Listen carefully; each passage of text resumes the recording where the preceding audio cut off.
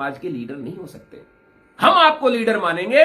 आप घोषणा कीजिए कि इस बार नारायण जी को टिकट ना देके नारायण जी की जगह कोई और दूसरे जाट भाई को टिकट दिया जाएगा।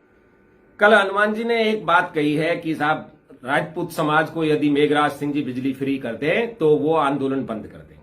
ठीक, बहुत अच्छी बात है। ये बयान तो आपने सबने सुन लिया होगा। एक बार इस बयान को देखिए, ये जो इन्होंने श्रीमान जी ने बयान दिया है और जगह जगह ये देते रहते हैं, इसको एक बार देख लीजिए आप। बना के नहीं खा सकता था, वो परिस्थितियां भी हमने देखी राजस्थान के अंदर। लेकिन राजस्थान को इन सामंती ताकतों से मुक्त किसी ने कराया और जागीरदारों के जूते मार के अगर इलाज किसी ने किया वो इस कौम ने राजस्थान के अंदर किया। 35 कौम को अंगुली पकड़ के अगर बूथ तक कोई लेके गया वो इस कौम का नौजवान था जिन्होंने सादत दी। और उसी का परिणाम है कि लोकतंत्र की खुली हवा के अंदर आप सांस ले रहे हो। देख लिया आप सबने ये बयान। ये है हनुमान जी बेनीवाल की हकीकत। अब हनुमान जी बेनीवाल ने जो कल बात कही है उस पर अब हम चर्चा करते हैं। स्वागत करना चाहिए इस कदम का, बड़ी अच्छी बात कही है और मैं भी उनको धन्यवाद देता हूं कि उन्होंने राजपूत समाज के बारे में बहुत अच्छा विचार किया है।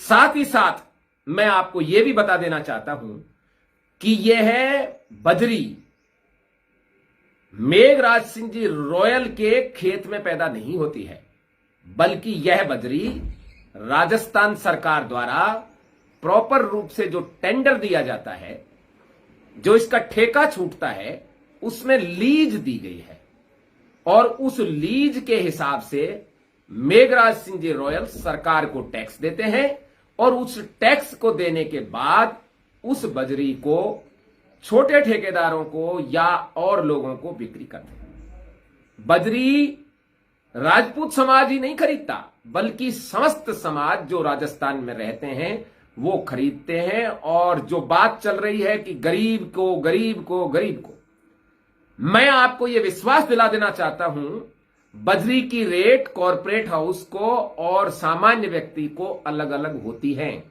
जो सामान्य व्यक्ति बजरी लेता है उसको बजरी कॉरपोरेट हाउस की तुलना में सस्ती मिलनी चाहिए, इसमें कोई दो राय नहीं है।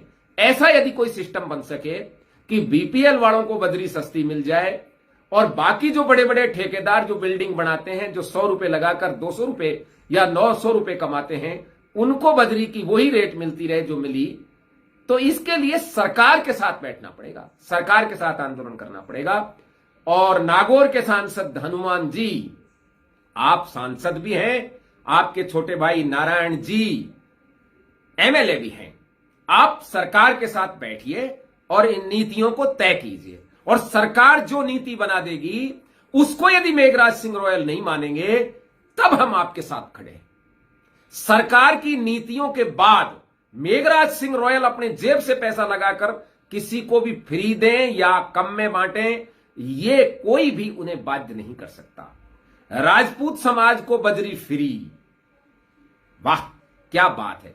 मतलब आपका राजपूत समाज के प्रति जो अनर्गल प्रलाप था, जो गंदी भाषा का आप प्रयोग करते थे, जो आप कभी ओम बना के लिए कहते थे, कभी आप गढ़ किलों के लिए कहते थे, कभी आप जागीरदार जमींदारों को जूत मार करके मारने की बात करते थे, वो सब समाप्त हो गए क्या?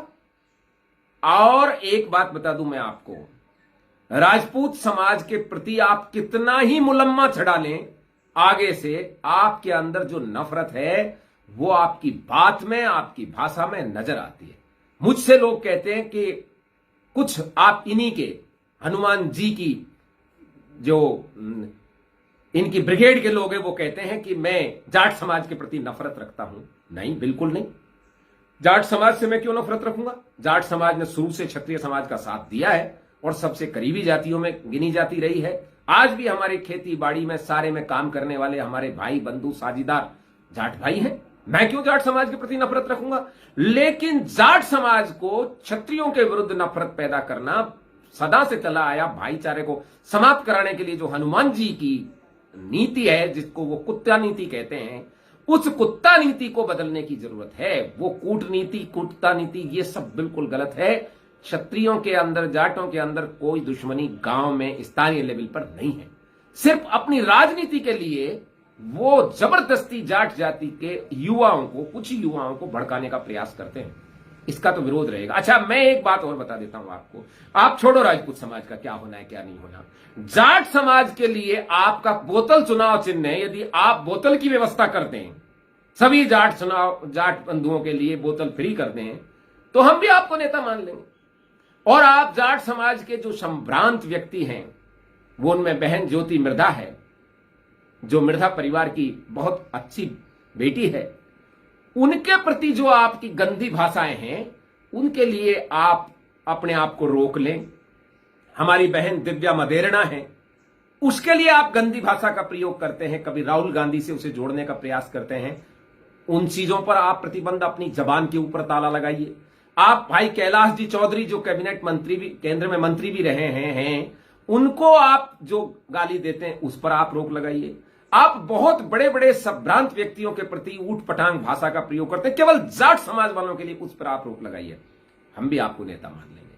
आप जाट समाज के लोगों को, बेनीवाल जी, आप हनुमान जी, नारायण जी को इस बार टिकट ना देके किसी दूसरे जाट भाई को टिकट दें, हम भी आपको नेता मान लेंगे। आप अपने ही परिवार के लोगों को तो एमएलए और एमपी बनाना चाहते हैं और जाट युवाओं से जय जयकार लगवाना चाहते हैं। ठीक, आप एमएलए े, आप एमपी बने, यहां तक कोई दिक्कत नहीं थी, लेकिन आपने जब चांस मिला तो नारायण जी को विधानसभा में भेजना चाहा। इसके बाद आप अपनी धर्मपत्नी को भेज देंगे, इसके बाद फिर आप अपने ही कुनबे को भेजना चाहेंगे, तो आप जाट समाज के लीडर नहीं हो सकते। हम आपको लीडर मानेंगे। आप घोषणा कीजिए कि इस बार नारायण जी को टिकट ना देके नारायण जी की जगह कोई और दूसरे जाट भाई को टिकट दिया जाएगा, यही मान लेंगे हम आपको नेता। चलो, आज के बाद आप हमारे लीडर, आप घोषणा कर दीजिए कि नारायण जी को टिकट नहीं देंगे, और आप अपनी जगह पे भी खुद तो लड़ लो, चलो आपको तो छोड़ते हैं, पर नारायण जी को टिकट नहीं देंगे, किसी जाट भाई को टिकट दे देंगे। इसके साथ साथ आप एक काम और कर दीजिए, हम आपको आपका पूरा उसका लीडर मान लेंगे। आप बता दीजिए कि आप कांग्रेस बीजेपी की जोड़ी में नहीं जाएंगे। कभी आप एक पैर इधर रखते हैं, इधर मुंह करते हैं, कभी इधर जाने का प्रयास करते हैं, कभी इधर जाने का प्रयास करते हैं, और लोगों को तैयार करते हैं कि साहब आप जब तक मैं नहीं जाऊं गाड़ी गपाड़ी देते रहो, ताकि मैं अच्छी तरह से बार्गेनिंग करता रहूं। इस बार यदि किसी भी पार्टी ने आपके साथ समझौता किया, हम उस पार्टी के ही विरुद्ध रहेंगे और किसी पार्टी के विरुद्ध नहीं रहेंगे। जो भी पार्टी, क्योंकि पिछली बार आपने समझौता करके, भारतीय जनता पार्टी से समझौता करके, गजेंद्र सिंह जी खींवसर, गजेंद्र सिंह जी शेखावत, राजेंद्र सिंह जी राठौड़, माल सिंह जी, मान सिंह जी केंसरिया, मनोहर सिंह जी लाडनू, इन सबके प्रचार के बाद आप लोकसभा में पहुंचे और नारायण जी विधानसभा में पहुंचे, और आपने परिणाम यह दिया कि उसके बाद आप, क्योंकि जहर को कितना ही दबा लो अंदर रहेगा, वो जैसे ही मौका मिलेगा फुंकार जरूर जाएगी। ऐसे जहरीली बात बोलने वाले आप हनुमान जी अपने समाज के लीडर बन जाएंगे यदि आप अपने समाज के लोगों को क्षत्रिय समाज के विरुद्ध ना करें। भाईचारे की बात करने की बात करो। आप भूंगरा का उदाहरण देते हैं, भूंगरा में आपने क्या किया भाई? विधान लोकसभा में बात उठाने के बाद फिर आपने क्या किया वो भी तो बताओ। एक पैसा भी आपने दिया हो तो आप बता दीजिए, एक पैसे की आपने आर्थिक सहायता दी हो तो बता दीजिए। मेघराज सिंह रॉयल ने तो दी ना, सबके सामने दी, खुलेआम दी, परिवारों को संभाला। आपने क्या किया? ये बात विचार करने की है। इसलिए आपसे हाथ जोड़कर विनती करता हूं कि आप दोनों समाजों में खाई पैदा करने का प्रयास ना करें और अपनी जबान पर लगाम दें। आपको नेता बनना है तो नेता बनने के गुण लीजिए। कांग्रेस बीजेपी से समझौता करने के, झोड़ी में जाने का प्रयास करने के लिए आप एक दूसरी जातियों को मत बिठाइए। आप हमेशा ही गंदी भाषा का प्रयोग करते हैं। आप कहते हैं राजपूत समाज के विरुद्ध नहीं है आप, तो आप बताइए ना कि गढ़ किले जागीरदार की गढ़ में मुताना, ओम बना का, इन सब के बारे में आप क्या कहना चाहेंगे? इनके विचार दीजिए। आप बजरी बुजरी छोड़िए। वैसे हमारा समाज फ्री लेता नहीं है, और जहां फ्री लेनी होगी वहां मेघराज सिंह जी रॉयल की लीज हो, या तुम्हारी लीज हो, या तुम्हारे उन गुर्गों की लीज हो, या डोडा पोस्ट वालों का हो। आप बिल्कुल तस्करी करने वालों के साथ खड़े हैं और हमसे बात करें लीगल बजरी के कॉन्ट्रैक्टर का भी साथ ना दिया जाए। तो आप अपने आप में सुधार लाएं हनुमान जी, और मेरा ये वीडियो जिनको पसंद आया हो इसको ज्यादा से ज्यादा आगे भेजने का प्रयास